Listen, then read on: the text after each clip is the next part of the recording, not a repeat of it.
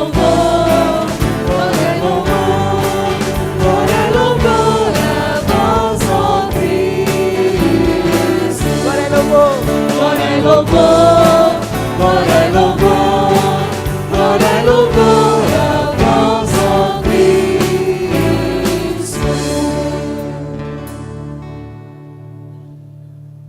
Paixão de nosso Senhor Jesus Cristo, segundo Marcos.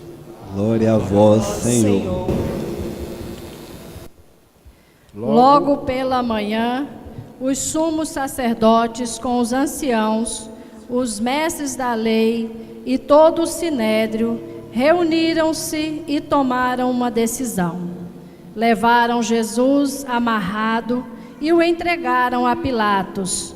E Pilatos o interrogou. Tu és o rei dos judeus? Jesus respondeu. Tu o dizes. E os sumos sacerdotes faziam muitas acusações contra Jesus. Pilatos o interrogou novamente.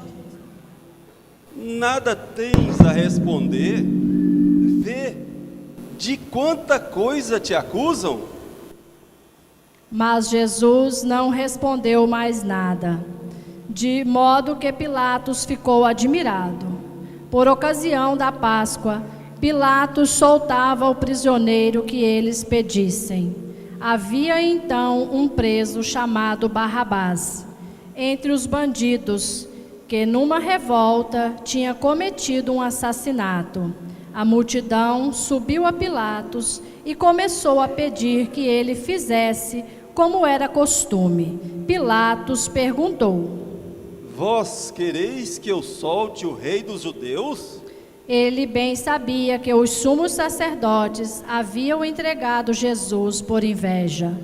Porém, os sumos sacerdotes instigaram a multidão para que Pilatos lhe soltasse Barrabás. Pilatos perguntou de novo: Que quereis então que eu faça com o rei dos judeus? Mas eles tornaram a gritar: Crucifica-o. Pilatos perguntou. Mas que mal ele fez? Eles, porém, gritaram com mais força: Crucifica-o. Pilatos, querendo satisfazer a multidão, soltou Barrabás, mandou flagelar Jesus e o entregou para ser crucificado. Então, os soldados o levaram para dentro do palácio, isto é, o pretório, e convocaram toda a tropa. Vestiram Jesus com um manto vermelho, teceram uma coroa de espinhos e a puseram em sua cabeça, e começaram a saudá-lo. Salve o rei dos judeus! Batiam-lhe na cabeça com uma vara, cuspiam nele, e dobrando os joelhos, prostravam-se diante dele. Depois de zombarem que Jesus, tiraram-lhe o manto vermelho, vestiram-no de novo com suas próprias roupas e o levaram para fora, a fim de crucificá-lo. Os soldados obrigaram um certo Simão de Cirene, pai de Alexandre e de Rufo, que voltava do campo, a carregar a cruz. Levaram Jesus para o lugar chamado Gólgota, que quer dizer Calvário. Deram-lhe vinho misturado com mirra, mas ele não o tomou. Então o crucificaram e repartiram as suas roupas, tirando a sorte para ver que parte caberia a cada um. Eram 9h da manhã, quando o crucificaram, e ali estava uma inscrição com o motivo de sua condenação: o Rei dos Judeus. Com Jesus foram crucificados 2 ladrões, um à direita e outro à esquerda. Os que por ali passavam o insultavam, balançando a cabeça e dizendo: Ah, tu que destróis o templo e o reconstróis em 3 dias, salva-te a ti mesmo descendo da cruz.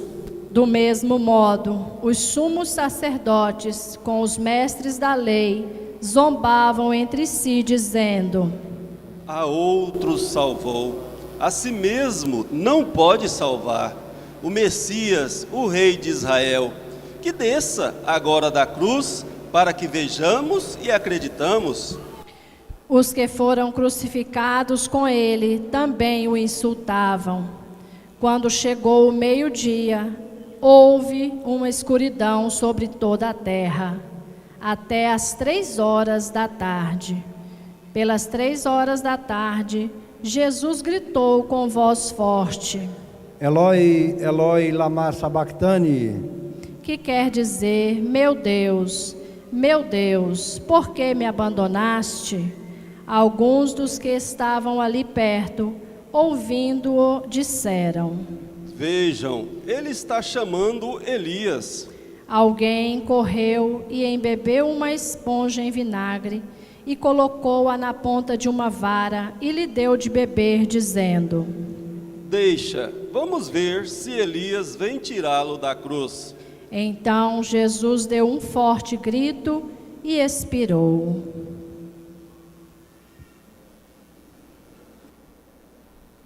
Nesse momento, a cortina do santuário rasgou-se de alto a baixo, em 2 partes. Quando o oficial do exército, que estava bem em frente dele, viu como Jesus havia expirado, disse: Na verdade, este homem era filho de Deus. palavra da salvação. Glória a vós, Senhor. Eu confio em nosso Senhor, com fé, esperança e amor. Eu confio em nosso Senhor, com fé, esperança e amor. Para quem acredita, pode ser melhor. Eu confio em nosso Senhor, com fé, esperança e amor. Eu confio em nosso Senhor, com fé, esperança e amor. Irmãos e irmãs, se estamos aqui, é porque nós confiamos no Senhor. Nós sabemos que Ele é a nossa força, que Ele é o nosso sustento e que Ele é a alegria da nossa alma. E hoje nós temos a oportunidade de fazermos memória deste grande ato simbólico, a entrada triunfal de Jesus em Jerusalém. E é importante nós percebermos que a ação de Deus contrapõe a ação deste mundo. Jesus entra montado num jumentinho. Jesus recebe apenas um manto vermelho, diferente das entradas triunfais dos reis, dos soberanos que chegavam diante dos seus impérios. Isso é para mostrar que Deus se rebaixa.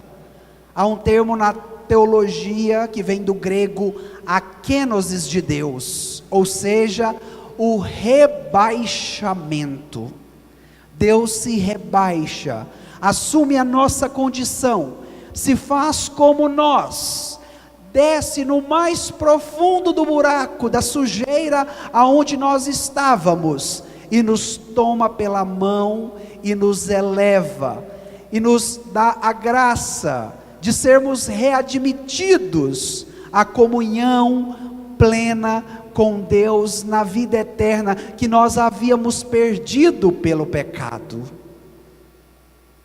E é por isso que a Semana Santa é esse tempo oportuno da graça de Deus, que nos tira do buraco, da sujeira que nós estamos do pecado, nos lava, nos purifica pela graça do Espírito e nos devolve a comunhão plena com o nosso Deus.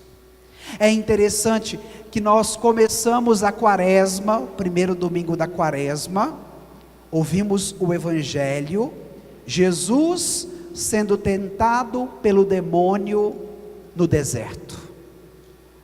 E a quaresma culmina com o início da Semana Santa, Jesus entrando onde? Em Jerusalém, a grande cidade. O percurso de Jesus é do deserto para a cidade.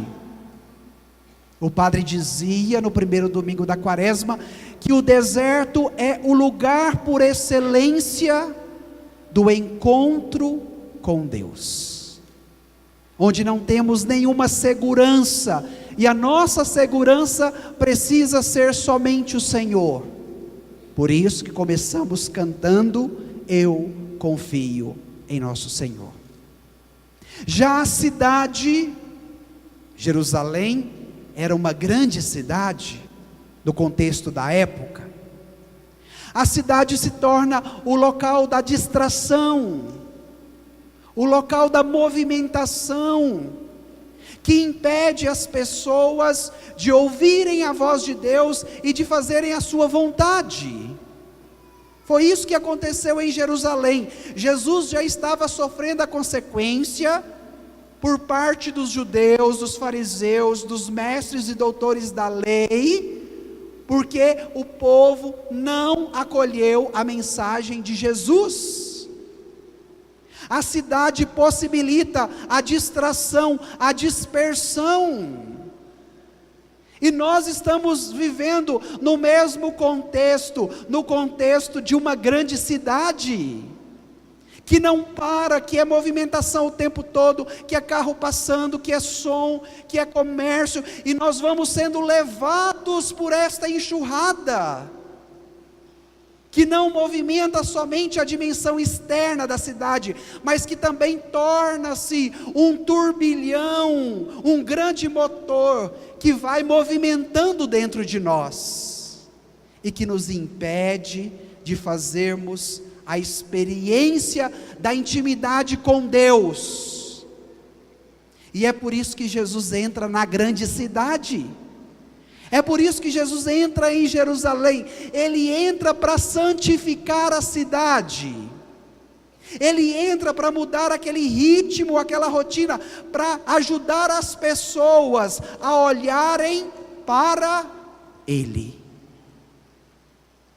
E nós temos um problema, porque nós olhamos tudo, somos super antenados no nosso celular, que não pode vibrar, que não pode tocar, que a gente já sai correndo para atender, até mesmo dentro da igreja. Os nossos olhares dispersivos, que não olham para Jesus. E Jesus entra na cidade para santificar a cidade, e entra também hoje, de maneira muito especial, no início dessa Semana Santa, para nos santificar, para santificar também a nossa cidade, para que diante das distrações, nós olhemos para quem? Para Jesus. Olhemos para Jesus. E é interessante que a liturgia, neste ano, o ano litúrgico B, nos proporciona ouvirmos o relato da paixão, acabamos de ouvir agora, de acordo com o evangelista Marcos. E Marcos ressalta 4 características importantes da paixão de Jesus. Primeira característica: de acordo com o Evangelho de Marcos, Jesus está em plena consonância com a vontade do Pai. Não há divergência, não há divisão. entre a vontade do Pai e a ação do seu Filho Jesus. E a partir do momento que Jesus vai percebendo o caminho que ele deve percorrer dentro de Jerusalém, cantamos isso no Salmo, quem estava na procissão ouviu a oração do Salmo, Jesus dizendo: meu Deus, por que me abandonastes? Mas depois ele diz: Pai, está tudo entregue em tua mão. Ou seja, a unidade do Pai com o Filho era tão íntima que não possuía divergência na vontade do Pai em consonância com a vontade do Filho. E sabe qual é o nosso problema? Nós temos a dificuldade, em primeiro lugar, de ouvirmos a voz de Deus, que quer dizer a cada um de nós qual é a vontade dEle. Pode ser que em alguns momentos nós tenhamos esta adesão à palavra, ouvimos a voz de Deus, mas entramos em choque, em conflito. Deus me pede uma coisa e eu quero fazer outra.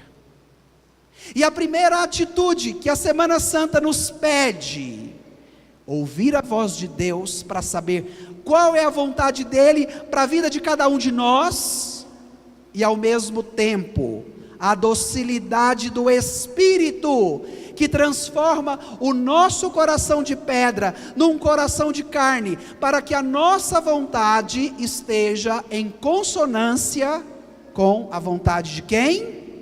Com a vontade de Deus.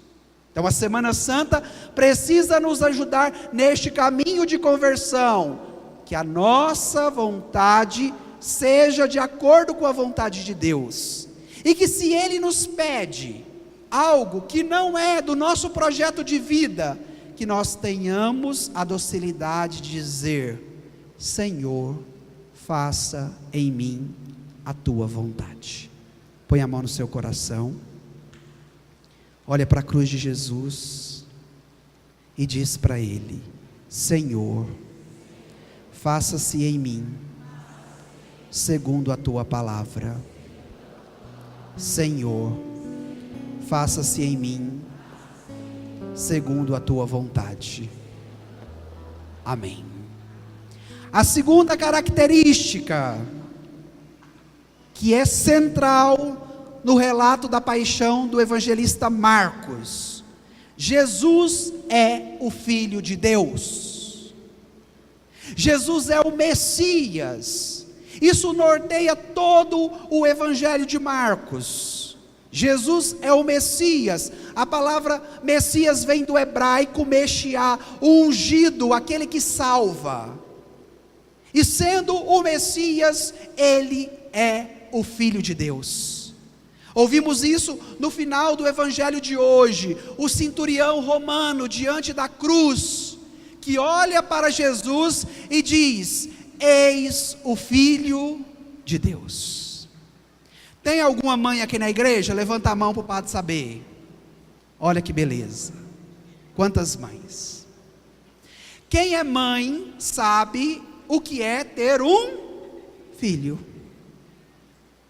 O filho pressupõe na vida da mãe uma intimidade profunda.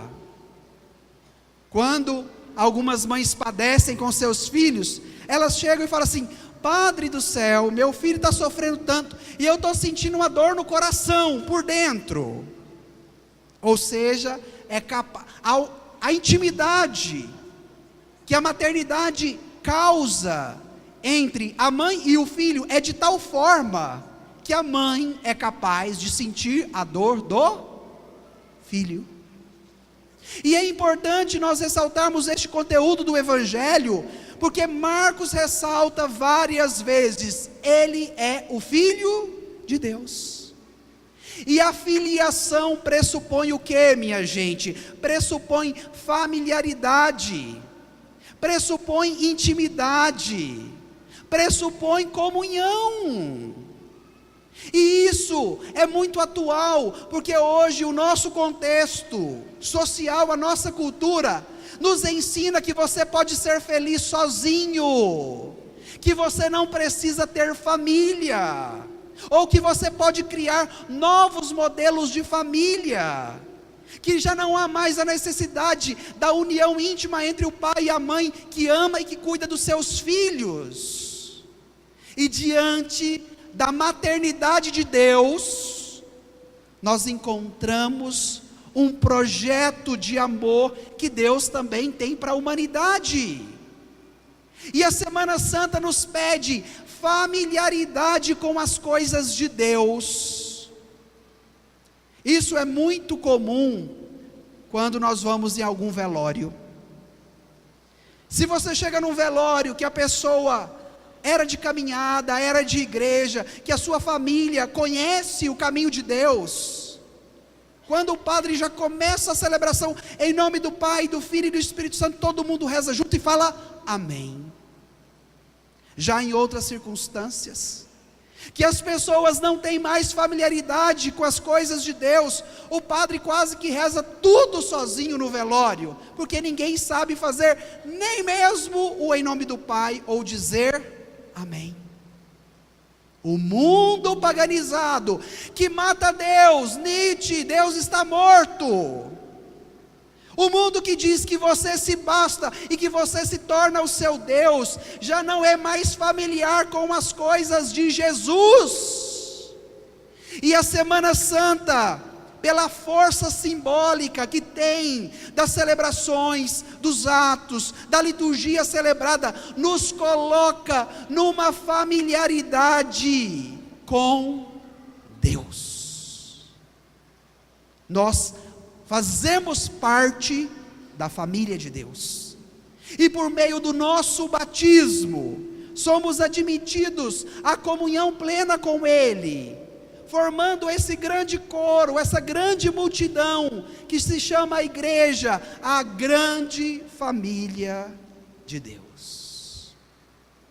Nós não nascemos para viver como filhos de chocadeira, mas nós temos um Deus que é Pai, e que através do seu Filho Jesus, revela um amor materno, um amor de mãe, um amor que sente a dor, um amor que toma o lugar da dor do filho, para dizer, eu vou pagar este preço no seu lugar. E foi isso que Jesus fez diante do nosso pecado, do distanciamento, da não comunhão com Deus. Ele assume por meio das suas chagas, das suas feridas, a nossa dor, o nosso pecado, e leva tudo consigo para onde? Para o alto da cruz, para que sejamos resgatados, redimidos e salvos pelo poder de nosso Deus. Terceira característica: Jesus assume a nossa debilidade. Todos nós que estamos aqui, sabemos qual é a nossa fraqueza, sabemos aonde está o nosso calcanhar de Aquiles, aonde o demônio chega com facilidade e passa a rasteira em nós e nos derruba. Cada um pode fazer memória da sua vida e diagnosticar aonde é a sua fraqueza, aonde está a sua debilidade. E o nosso problema é que diante do diagnóstico, sabendo aonde somos fracos, aonde somos debilitados, não queremos ofertar a fraqueza e a debilidade diante da cruz de Cristo, para que ela seja redimida. Porque aquilo que não é entregue não é redimido, aquilo que não é doado não é salvo. Foi por isso que Jesus entregou o seu corpo por inteiro, pelas chagas, as feridas e a cruz, porque precisava entregar, porque o que é entregue é redimido. E nós fazemos o que? Com a nossa fraqueza, com a nossa debilidade, colocamos debaixo do tapete. ou escondemos dentro de uma caixinha e põe lá naquele armário cheio de coisas, só você sabe aonde está guardado. É muito interessante as pessoas mais idosas, elas têm os esconderijos secretos dentro de casa, não é? Minha avó dizia assim: nossa, eu guardei minha aliança e agora não sei onde está. Ou seja, guardou tão bem escondido que depois não lembra aonde está guardado. Não é assim? E na nossa vida isso também acontece. Pegamos a fraqueza, a debilidade, aquilo que nos leva ao pecado, e escondemos tão bem escondido que nem Jesus pode achar. E a Semana Santa nos pede: entreguemos a nossa debilidade, a nossa fraqueza, aquilo que nos leva ao pecado, diante da cruz de Jesus. Fecha seus olhos um minutinho. Pensa, qual é a sua fraqueza? Qual é a sua debilidade? O que é que te leva a pecar? E agora tome a decisão de falar com Jesus. Jesus, recebe a minha fraqueza. Jesus, recebe a minha debilidade. Entrega para Jesus e não tenha medo, porque Ele precisa assumir a sua fraqueza, Ele precisa assumir a sua debilidade para te redimir, para te salvar.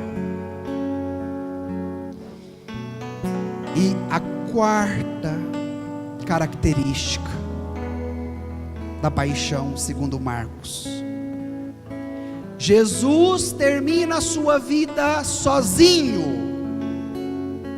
No alto da cruz já não havia mais multidão, no máximo 2, 3 pessoas, João, discípulo amado, e a mãe de Jesus, talvez só os 2. Quem aqui já se sentiu sozinho na vida? Levante a mão, para saber se é só o padre. Não, todos nós. Todos nós enfrentamos um dragão que se chama solidão para muitos, porque a solidão é uma realidade existencial. Mas a partir do momento que a minha fraqueza, que a minha debilidade não é redimida por Cristo, a solidão se torna um grande assombro. As crianças, quando são pequenas, têm medo da assombração. E nós, quando não fazemos a experiência da cruz de Cristo para sermos redimidos com Ele, a nossa solidão se torna uma assombração e a gente morre de medo dela. Tem gente que diz assim: padre, eu não dou conta de ficar sozinho. Jesus estava sozinho no alto da cruz. Para quê? Para assumir a solidão que nos assombrava e fazer da nossa solidão uma solidão fecunda. Porque nós nascemos sozinhos e vamos morrer sozinhos. E é na solidão fecunda que nós somos alcançados por Cristo. Porque é na solidão que eu confronto aquilo que está dentro de mim e que me maltrata. É na solidão que eu posso me render, porque a cidade é tão movimentada e a graça de Jesus nos leva para onde? Para o deserto. E mesmo estando na cidade, podemos ser santificados por esse Jesus que santifica também a cidade. Entrou em Jerusalém. E a Semana Santa nos pede isso. Nos pede conformidade à vontade de Deus. Nos pede a filiação divina que nos faz pertencentes à família de Deus. Nos faz ofertar a nossa dor, a nossa debilidade diante de Jesus, para que na sua solidão do alto da cruz a nossa solidão se torne uma solidão fecunda, que nos coloca numa plena comunhão com Ele. E a grande demonstração de amor que Ele nos deu foi o quê? Morrendo na cruz. Não poderíamos encontrar outro gesto mais forte do que a cruz de Cristo.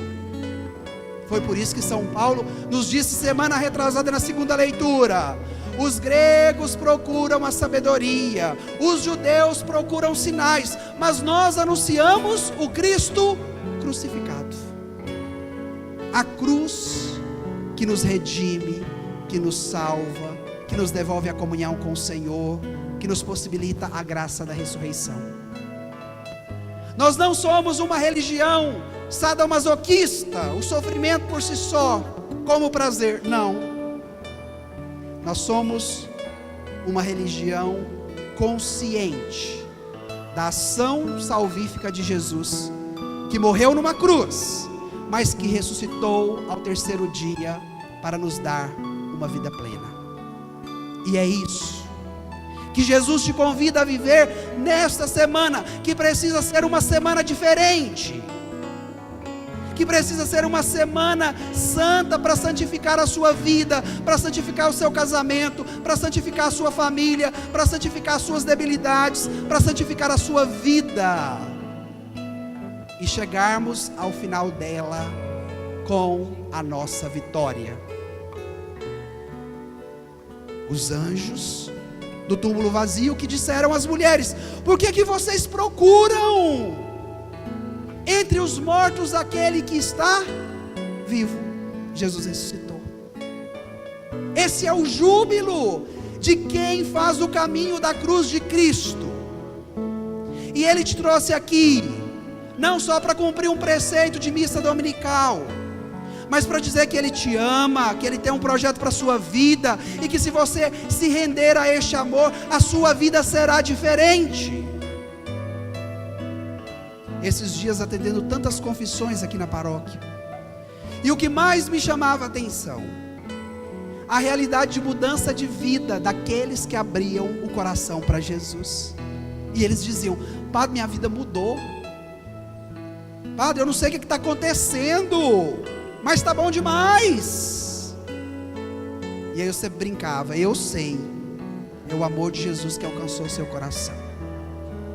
Então nós vamos encerrar esta homilia pedindo esta graça a Jesus, para que essa Semana Santa seja diferente, para que nós abramos o coração e colhamos todos os frutos que emanam do sangue de Jesus derramado na cruz.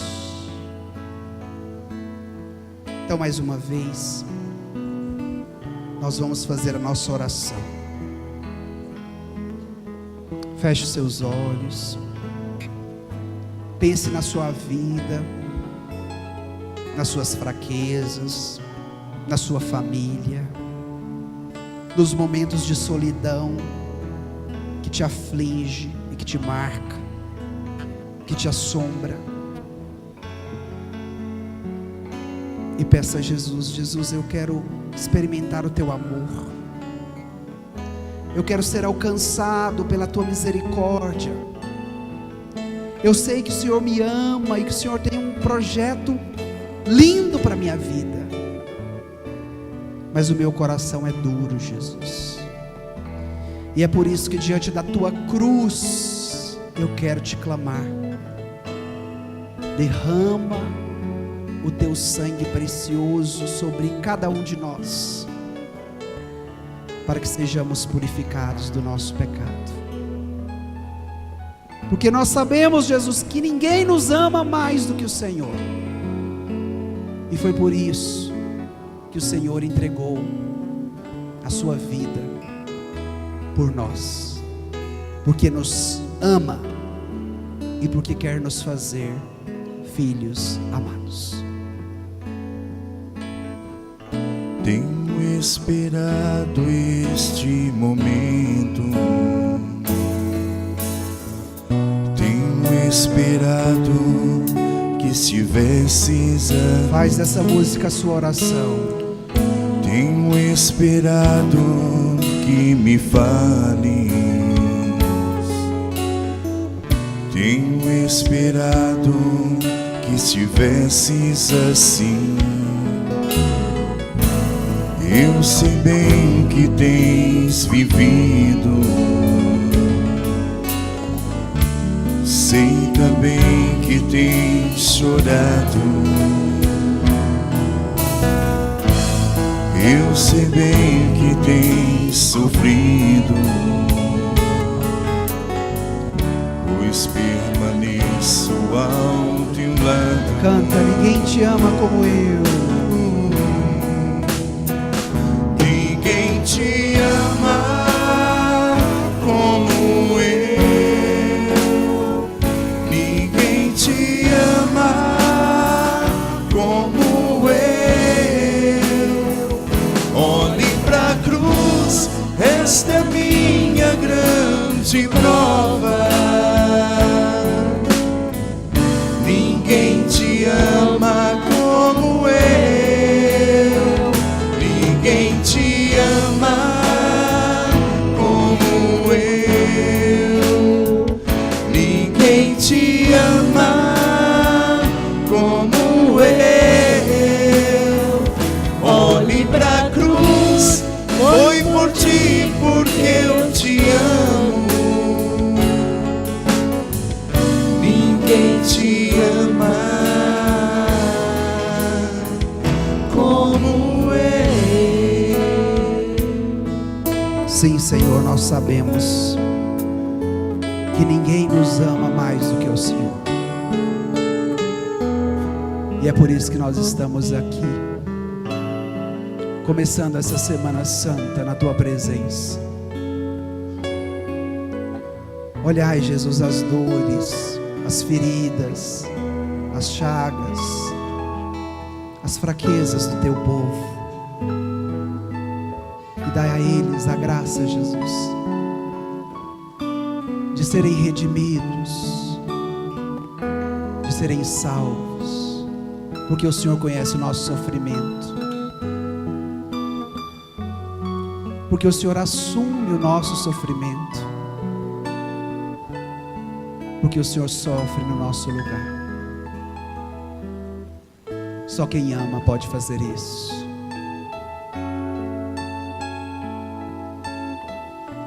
Vem, Senhor Jesus, e transforma os nossos corações.